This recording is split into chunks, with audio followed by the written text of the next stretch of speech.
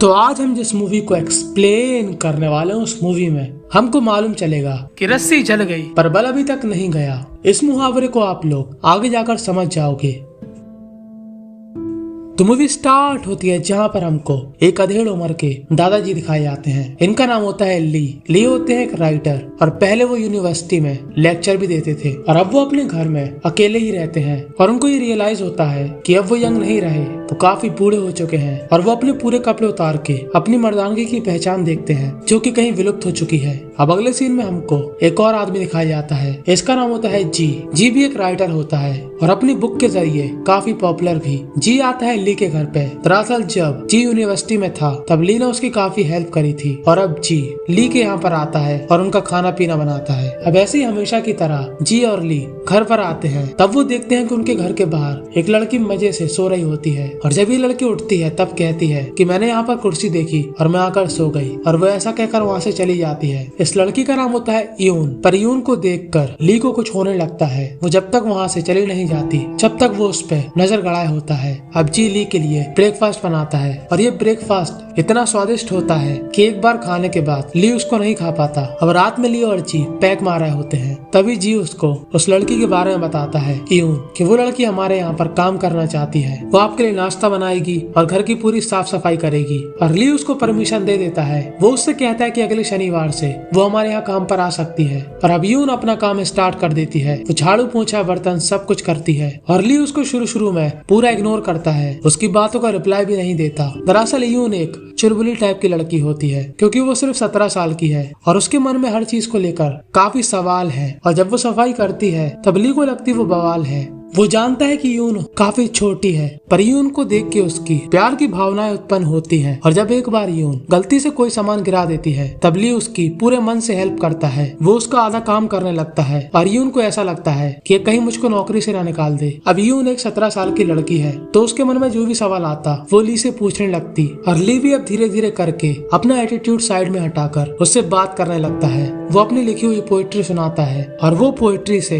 यून हो जाती है काफी ज्यादा इम्प्रेस और वो स्कूल में भी उसी पोएट्री और ली के बारे में सोचती है। अब अगले दिन ली जब घोड़े बेचकर सो रहा होता है तभी वहाँ पर दरवाजे में यून आती है जो कि पूरी भीगी होती है और पानी की वजह से उसके कपड़े एकदम ट्रांसपेरेंट हो जाते हैं और ली को उसको देखकर काफी डर लगता है कि ये तो छोटी सी लड़की है, अगर कोई आ गया तो वो तो मुझको ही गलत समझेगा। और वो उससे कहता है कि तुम कपड़े बदल लो, मैं तुम्हारे कपड़े सुखा देता हूँ और जैसे ही पानी रुकेगा मैं सबसे पहले तुमको छोड़ के आऊंगा। पर ऐसे मौके पे पानी कहाँ रुकने वाला और यून उसके सामने बच्चों जैसी हरकत करती है और ली को उसको देखकर काफी अजीब महसूस होता है क्योंकि उसके मन में यून के लिए जो फीलिंग थी वो धीरे धीरे बाहर आ रही थी। अब रात में यून सो जाती है अपने कमरे में और ली सो जाता है अपने कमरे में। पर जैसे ही सुबह होती है ली के बिस्तर में यून होती है और ली की सिट्टी पिट्टी गुल हो जाती है कि आखिर ये कहाँ से आ गई। पर भाई साहब ली कंबल के अंदर झांक कर उसको घूरने लगते हैं जहाँ पर ली को उसके चेस्ट में एक ईगल का टैटू दिखाई देता है। और तभी थोड़ी देर के बाद हमेशा की तरह जी वहाँ पर आता है और इससे पहले जी घर के अंदर घुसे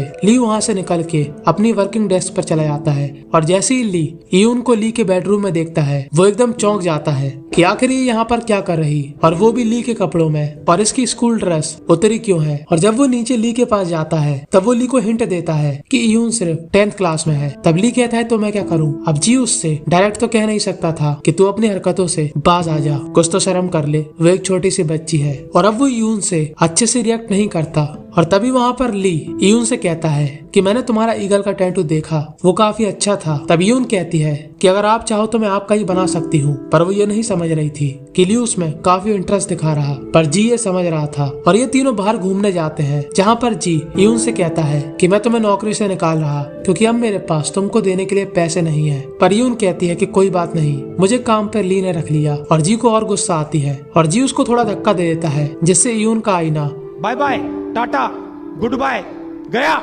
जो कि उसकी माँ ने दिया था और उसका फेवरेट था। और हमारे भाई साहब ली अपनी जान को खतरे में डालकर उस आईने को ऊपर ले आते हैं। और अब क्या था, जी को पूरा यकीन हो जाता है कि ली की रस्सी तो जल चुकी है पर यून को देखकर उसकी रस्सी में बल आ गया। अब हमको अगला सीन दिखाया जाता है जहाँ पर यून ली के चेस्ट पर वही ईगल का टैटू बनाती है और ली अपनी आंखों को बंद करके कुछ ऐसे संस्कारी मूवमेंट अपनी इमेजिनेशन में देखने लगता है जो सोच से परे होते हैं। और वो अपनी इमेजिनेशन में यून के साथ होता है अपनी यंग एज में। और दूसरी तरफ जी परेशान होता है कि ये छोटी सी लड़की है, ये समझ नहीं रही कि ये कितनी बड़ी गलती कर रही। और वो यून को अपने घर बुलाता है और जब यून वहाँ पर आती है तब वो उससे कहता है कि तुम ली के लिए काम करना बंद कर दो, ये तुम्हारे फ्यूचर के लिए अच्छा नहीं है, तुम सिर्फ 17 साल की हो। पर यून तो यून ठहरी, उसको समझ में नहीं आता कि ये क्या पहेली बुझा रहा, क्योंकि उसके मन में ली को लेकर कोई भी फीलिंग नहीं थी। और अगले दिन जब जी और यून ली के घर में होते हैं तब उसकी लाइब्रेरी में सफाई कर रहे होते हैं, जहाँ पर एक डेस्क को लेकर दोनों के बीच बहस हो जाती है। और तभी वो डेस्क गलती से गिर जाती है और वहाँ पर कागज होते हैं जहाँ पर कुछ कहानी लिखी होती है। और ये कहानी लिखी थी ली ने यून के ऊपर कि वो उसके लिए क्या फीलिंग रखता है और उसने कैसे कैसे सीन में उसको इमेजिन किया। तो यहाँ पर हमको समझ में आता है कि फीलिंग सिर्फ एक साइड से है और वो है ली के साइड से, ना कि यून के साइड से। और ली उसको काफी अच्छे से ट्रीट करता है, उसके साथ काफी बात करता है, उसके साथ खाने पीने जाता है। और जब ली यून के साथ होता है तब जी ली की स्क्रिप्ट चुरा लेता है, क्योंकि उसके पास लिखने को कुछ भी नहीं था। अब कुछ टाइम के बाद ली के पास एक आदमी आता है और वो उसको जी की न्यू बुक के बारे में बताता है, जिसका टाइटल होता है यून। और ली के दिमाग में घंटी बजती है कि आखिर जी उसके बारे में किताब कैसे लिख सकता। और वो किताब के स्टोर में जाता है, जहाँ पर जब वो जी की किताब पढ़ता है तब उसको समझ में आता है कि ये तो उसकी लिखी गई स्टोरी से मेल खाता है। और वो अपने घर जाकर देखता है कि उसके पन्ने तो वहीं पर रखे हैं, पर उसको ये मालूम चल चुका था कि जी चोर है। और जब अगले दिन जी उसके घर पे आता है तब ली उस पे हुक्का पानी लेकर चढ़ जाता है कि तूने मेरी स्क्रिप्ट कैसे चुराई, चोर कहीं के, निकल जाए यहाँ से। तब जी कहता है कि आपने काफी अच्छा लिखा था, आप उसको छुपाना क्यों चाहते थे? मैं चाहता था कि वो दुनिया के सामने आए, पर ली अपनी इमेजिनेशन को बाहर नहीं लाना चाहता था सबके सामने। और जब ली जी को भगा रहा होता है तभी वहाँ पर यून आ जाती है और वो घबरा कर वापस लौट जाती है और वो सीधा आती है रात में। और यून को वहाँ पर एक बुक मिलती है, ये वही बुक होती है जो उसके ऊपर लिखी गई थी। और वो उस बुक को पढ़ के काफी खुश होती है कि जी ने उसके बारे में कितना अच्छा लिखा है। और वो जी से तहे दिल से शुक्रिया करती है कि तुमने मुझे इतनी खूबसूरती से इन पन्नों पर उतारा। और जी इस मौके का फायदा उठाकर उसको एक सुनसान जगह पर ले जाता है और उसके करीब आने की कोशिश करता है। तब यून कहती है कि क्या तुम मुझको पसंद करते हो? पर जी इसका जवाब सही से नहीं देता और यून वहाँ से चली जाती है। और यहाँ पर ली अकेला हो चुका था, पर वो अभी भी यून को वैसे ही इमेजिन कर रहा था जैसे वो पहले करता था। और तभी वहाँ पर यून आती है। दरअसल आज ली का बर्थडे था और ये लोग रात में पार्टी के लिए काफी तैयारी करते हैं। और तभी वहाँ पर जी आता है। जी अपना गिफ्ट रख के वहाँ से जाने लगता है, पर ली उसको रोक लेता है। और रात में ये तीनों काफी बातें करते हैं, पर यून और जी की काफी पटने लगती है। और ये देखकर ली को जेलसी महसूस होती है कि इसने मेरी ही बुक लिखकर मेरी ही सपनों की रानी को इम्प्रेस कर दिया। और वो पी के हो जाता है और सोने चला जाता है। पर तभी उसका मन करता है रात में एक बार यून को देखने का। पर ये फैसला उसकी लाइफ का सबसे गलत फैसला था, क्योंकि जैसे ही वो यून के पास जाता है वो अपनी बड़ी बड़ी आंखों से क्या देखता है कि जी और यून चरम सुख का मजा ले रहे होते हैं। और ये देखकर ली हो जाता है आग बबूला कि ये जी का बच्चा उसकी कहानी भी ले गया, उसका फेम भी ले गया, और यहाँ तक कि सबसे बड़ी बात उसकी सपनों की रानी भी ले गया। पर वो उन दोनों को डिस्टर्ब तो कर नहीं सकता था, तो वो निकल जाता है बाहर की तरफ और जी की गाड़ी पंचर करके अपनी गाड़ी का टायर ढीला कर देता है, क्योंकि उसको मालूम था कि अगली सुबह जी उसकी गाड़ी ले जाएगा। और वही होता है, जी उसकी गाड़ी अपने साथ ले जाता है और रास्ते में उसका एक्सीडेंट हो जाता है, पर ज्यादा बड़ा नहीं, छोटा मोटा।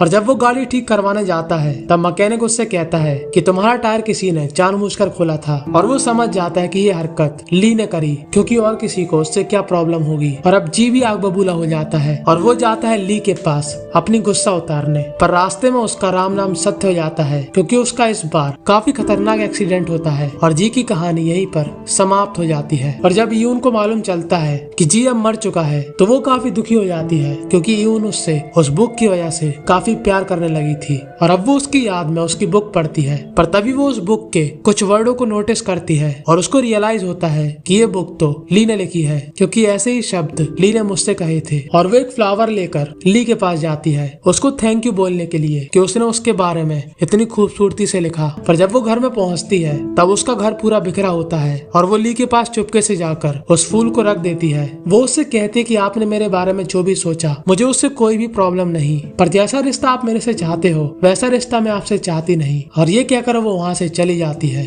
और ली बेचारा रोने लगता है और उसके लिए उसने कितना बड़ा क्राइम किया, जी को मारने की कोशिश तक करी और उसको इस बात का गिल्ट होता है। और बस यहीं पर ये मूवी थी एंड हो जाती है। तो इस मूवी से हमको यही सीखने को मिलता है, रस्सी जलने के बाद भी बल आ सकता है और उस बल के आने के बाद काफी बवाल भी हो सकता है। पर इस मूवी की स्टोरी को काफी खूबसूरती से प्रेजेंट किया गया और इसकी स्टोरी भी वैसी है जिसके बारे में लोग बात नहीं करना चाहते, पर ऐसी घटना भी दुनिया में होती है। तो क्या आपको ऐसी मूवी देखना पसंद है? कमेंट में अपनी राय जरूर बताना। सब्सक्राइब कर देना चैनल को, ज्वाइन कर लेना टेलीग्राम, और अगर आप चाहो तो अपने समय का बहुमूल्य हिस्सा निकाल कर ये 2 ऐसी डिफरेंट स्टोरी की मूवी देख सकते हो।